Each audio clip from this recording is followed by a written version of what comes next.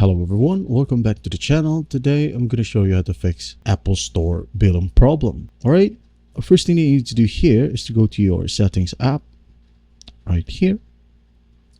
And then just simply tap on your Apple ID right here at the top. Tap on that. Go ahead and go to payments and shipping right here. Tap on that. Alright, once you're in here, make sure that you have a working payment method. For example, you have used your credit card or debit card. Make sure that the card isn't expired. All right, there will be an option here to add more payment method. Just go ahead and add either credit or debit card, or you can also add your PayPal right here. Once done, delete the card that isn't working anymore, or the payment method that isn't working anymore.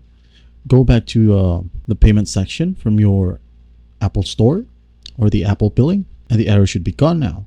Now, what if that won't work? You might want to go to family right here. All right. There's also an option here that you share subscriptions or any payment method. Make sure, for example, you're tied with your dad. Just make sure that you ask him to update his payment method so that the error will be gone.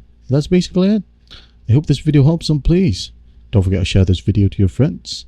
And if you find this video helpful, please leave a like and subscribe. Thank you for watching. Goodbye.